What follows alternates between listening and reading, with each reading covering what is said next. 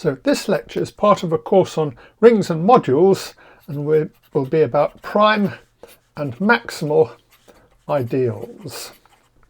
So for this lecture, all rings will be commutative. I mean, you can define these things for non-commutative rings, but they get a bit more complicated. So we'll first give the definitions. An ideal I of a ring R is called maximal if R over I is a field. So a field has the properties that 1 is not equal to 0, and if U is not equal to 0, U has an inverse. This is not the usual definition of maximal. The usual definition of maximal says that it's called maximal if I is a maximal element of the ideals that are not equal to the whole ring R. These two definitions of maximal are easily seen to be equivalent. For instance, if I is a maximal element of the ideals not equal R, and A is an element of R over I, with A not equal to 0 in R over I, then A, the ideal generated by A and I, is equal to the whole of R. This means that A times some element B plus something in I is equal to 1, because 1 is in R, and this gives us B as the inverse of the element A. The converse implication is equally easy, and I'll just miss it out. The other concept is that I in R is called prime if R over I is an integral domain. And again, this isn't the usual definition. The usual definition you see is that A is prime means that if AB is an I, this implies A is an I or B is an I, and I is not equal to the whole ring R. Integral domain have the property that 0 does not equal 1, and AB equals 0 implies A equals 0 or B equals 0. In fact, these two definitions are equivalent, and the equivalence is even easier than in the first case. First of all, this condition that 0 is not equal to 1 is really just this condition here. And secondly, you notice that A is an I is kind of equivalent to A being 0 in R over I. So the condition that R over I is an integral domain is more or less just this condition here. The reason for rephrasing the conditions for maximal and prime in terms of R over I is you should really think of these as being properties of the quotient ring, not as properties of the ideal. So I want to emphasize that you're focusing on the quotient, not on the ideal I.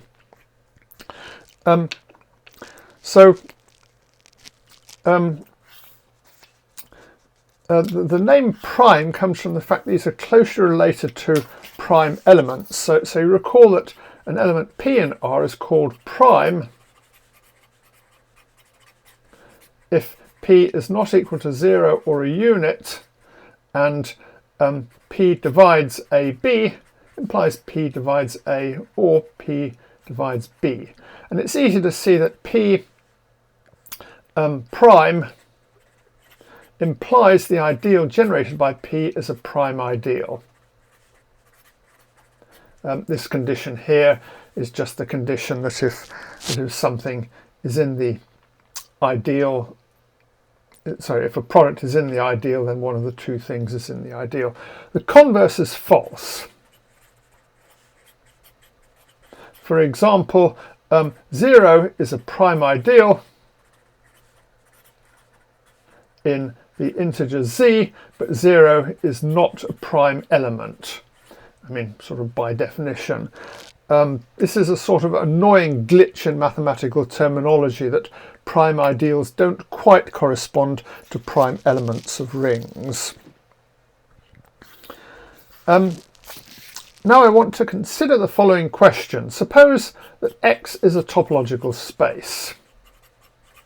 And let's assume it's compact and Hausdorff, just to make things easy. Then we can look at the following ring R.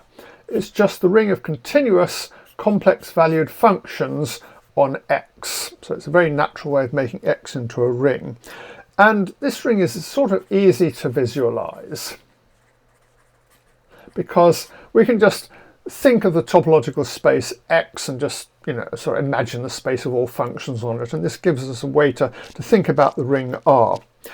So we can ask, it would be really nice if all rings were like this. So we can ask, is every ring of this form? Well, obviously no. I mean, not all rings are functions from a topological space to a complex numbers. That's kind of, obviously just silly. Well, so the correct answer is no, but there's another answer which is sort of yes, if you don't look too closely, if you sort of squint a bit, you can sort of make every ring kind of look like this. In order to see this, let's first see how to reconstruct the topological space X from the ring R. So we can ask, what are the points and the topology of X in terms of the ring R? In other words, if someone gives you the ring R but doesn't tell you what the topological space is, can you reconstruct this topological space just by examining R carefully?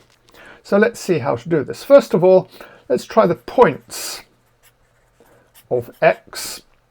So suppose X is a point of X. Then we have a homomorphism from R to the complex numbers, just taking a function f to its value at this point.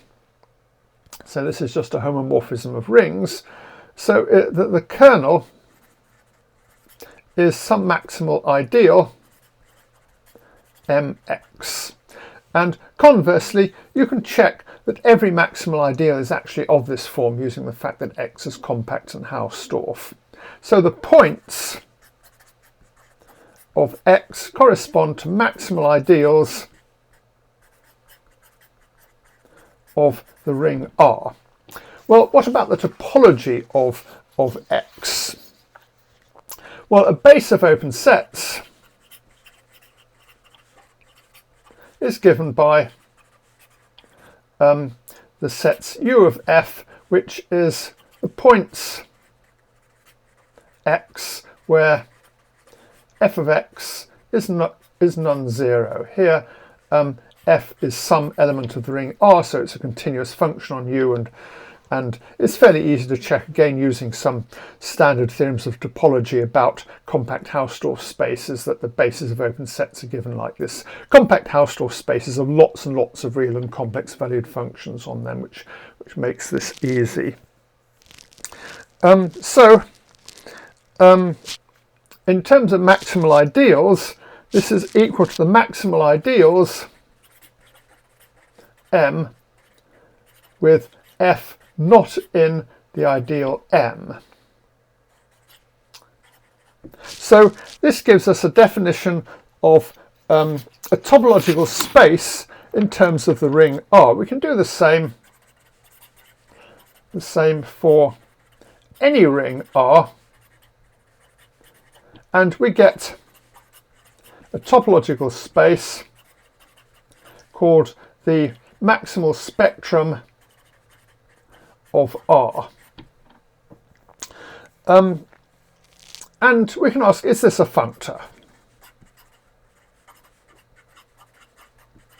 from rings to topological spaces? And the answer is no. So if we've got a function from a ring R to a ring S, then if we've got a maximal ideal in S, then we can certainly look at f to the minus 1 of M in R, and this will be an ideal of R. And The trouble is this need not be maximal.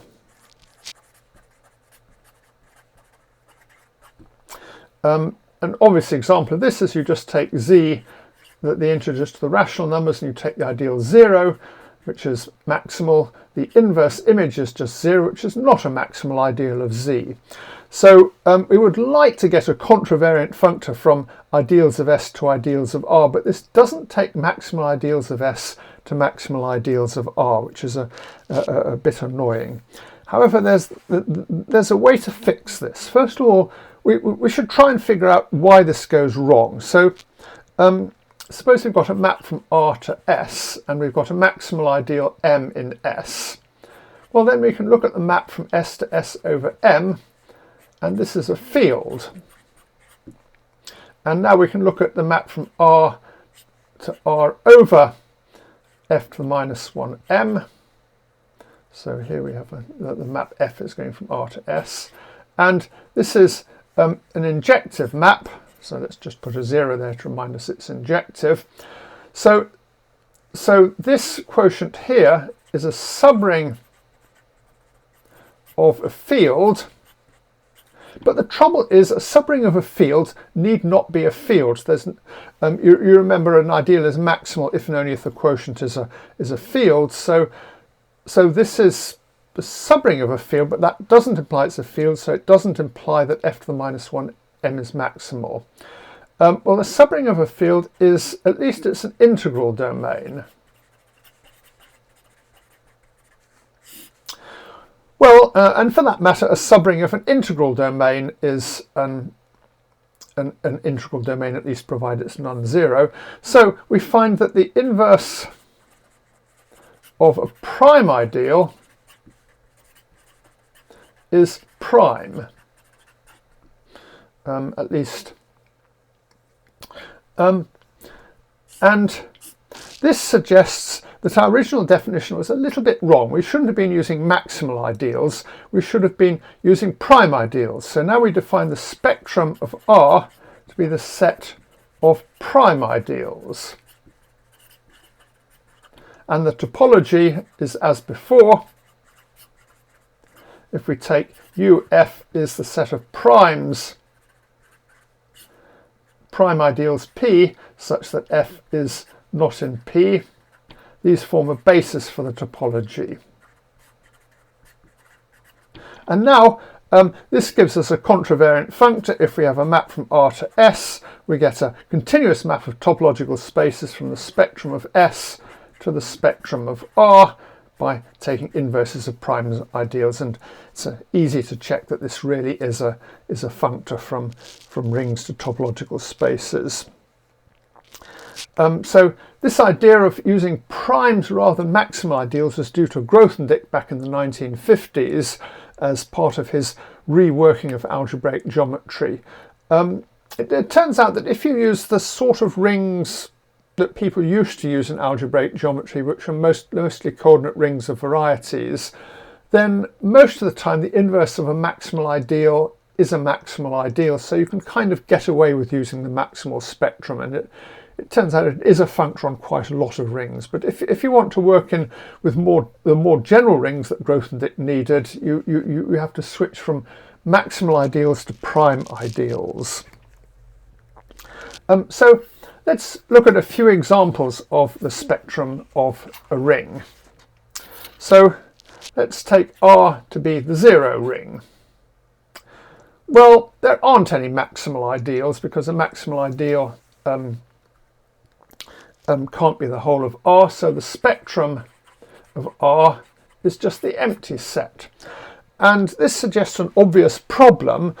If we want to study a ring by looking at its spectrum, we'd better make sure the spectrum is non-empty, because if there aren't any maximal or prime ideals, then you can't really use them to examine the ring R. So we can ask, given R, let's say R not the 0 ring, does it have maximal or prime ideals?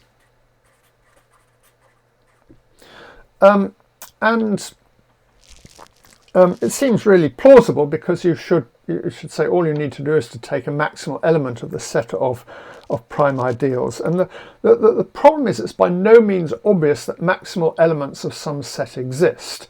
This is obvious if a set is finite. You can just keep on taking a chain of, if you've got a set with some partial order and it's finite, you can just keep on taking a chain of bigger and bigger elements, and this has to stop because the set is finite and this will be a maximal element. However, if the set is infinite, under some partial order, it need not have any maximal element. For instance, it could just look like the set of positive integers. So we need some condition. When does a set X with a partial order have a maximal element A? By the way, I should say what maximal means. It means there's nothing greater than A. It doesn't mean A is at least equal to every element of the set. It just means there's nothing actually bigger than A.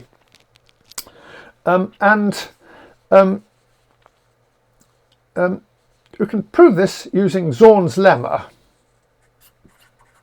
So the answer is yes if, well, first of all, the set must be non-empty. That's an easy condition to accidentally forget about. Obviously, if the set is empty, it doesn't have any maximal elements because it doesn't have any elements at all. And the second is any totally ordered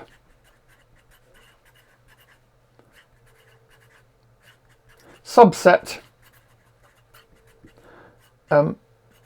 Y has an upper bound in X. So totally ordered just means that if you've got two elements, then either A is less than or equal to B or B is less than or equal to A. And an upper bound means there's some element C greater than or equal to all elements of Y. And the element C need not actually be in this totally ordered subset Y. You can see an example there that if you added an element at the top of it, then that would bound this wouldn't be in it. So to see why Zorn's lemma is true, we just pick x0 in X. So we can start off because X is non-empty. Let's definitely pick some element. Now if x0 not maximal, pick some x1 is greater than x0.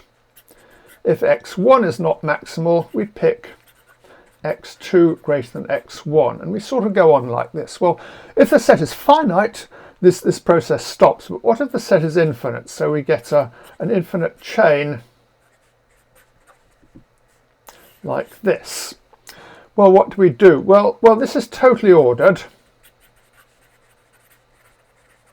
So let's pick some element x omega greater than x0, x1, and so on, because by assumption, if there's a totally ordered subset, we can pick something bigger than it. And then we pick x omega plus 1 greater than x omega unless x omega is maximal.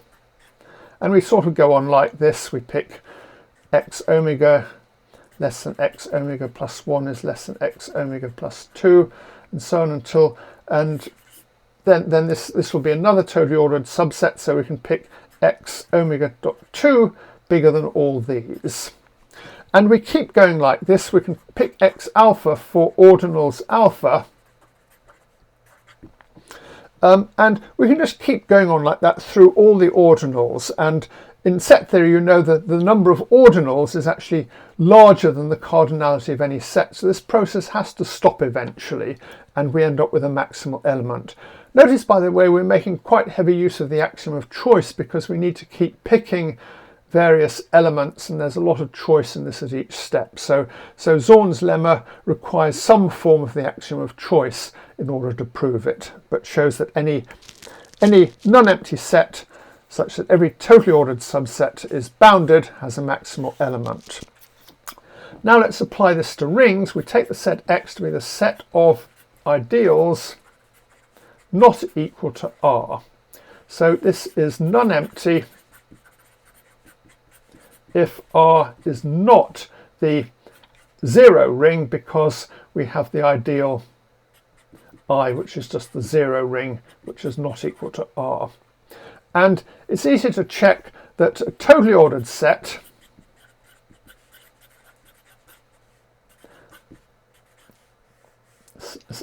of ideals is bounded.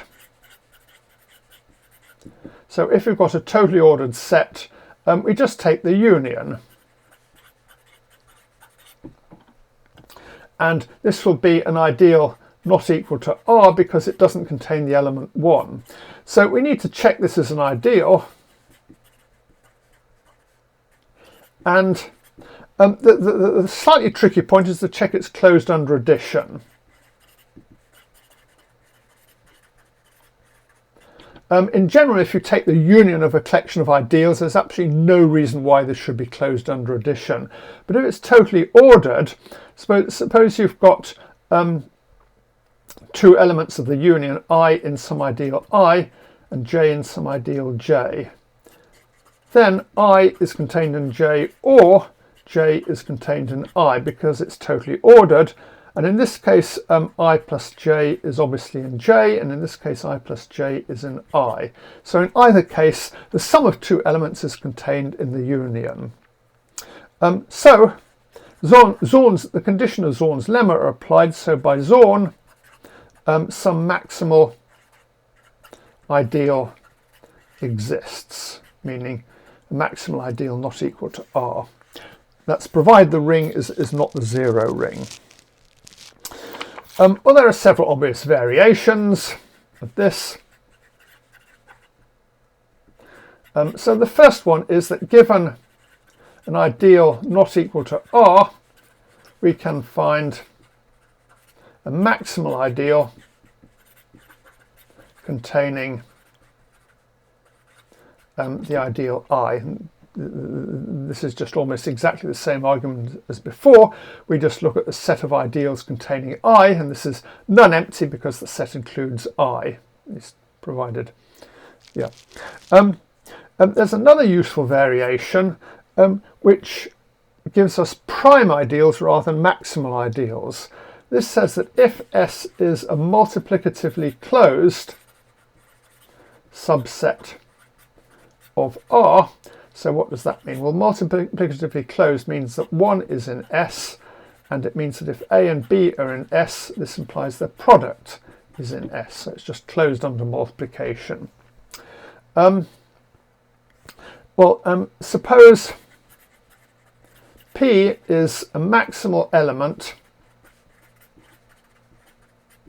of a set of primes, sorry, a set of ideals disjoint from S. Then P is a prime ideal. And this is an example of a very common phenomenon. If you take any set of ideals, then maximal elements of that set have a really strong tendency to be prime ideals. So this is rather easy to prove. Suppose we've got P as a maximal element. We suppose that AB is in P, and we want to show that either A is in P or B is in P. So if A is not in P and B is not in P, then the ideal generated by P and A is strictly bigger than P because A is not in P.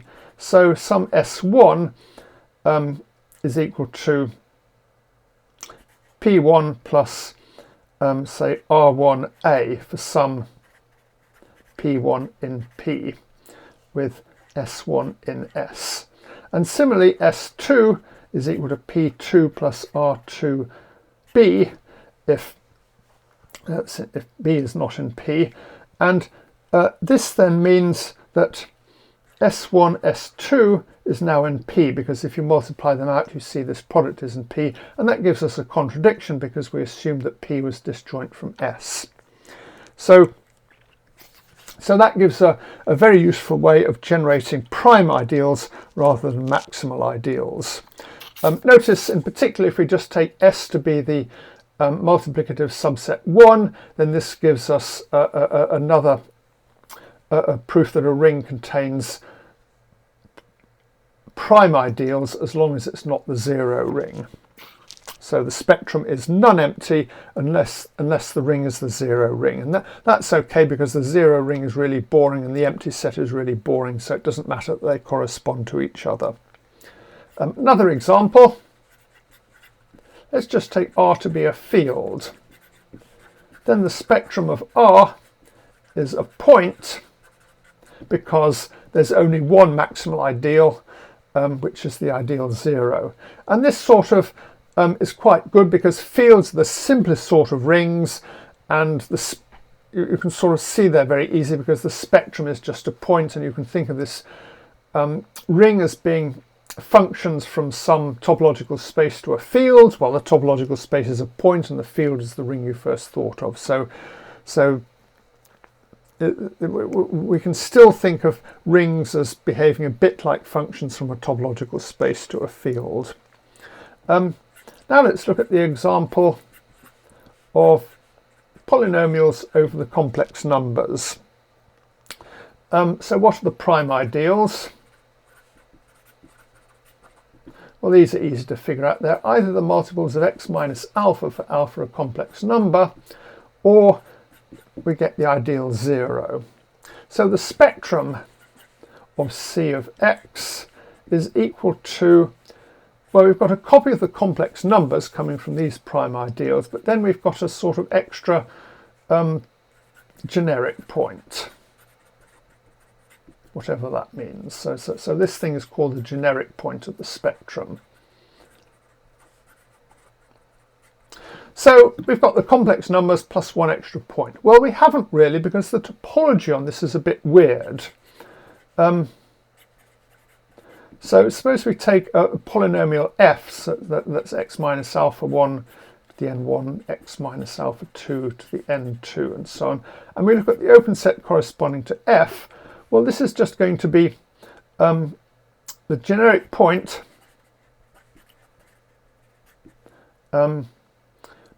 plus C minus the finite set alpha 1, alpha 2 up to alpha n. So the only open sets apart from the empty set are just the complements of finite sets of complex numbers. So in general topology, this is called the finite complement topology. So it has very little to do with the usual topology you're used to on the complex numbers. It's really rather a bizarre topology. In particular, notice that it's not Hausdorff. So any two non-empty open sets, in fact, have non-zero intersections. So it's not Hausdorff in a rather drastic way. And if you're an analyst, you get very upset by non-Hausdorff spaces and don't want anything to do with them, but in algebraic geometry these spaces turn up all the time, and algebraic geometers have figured out how to work with them.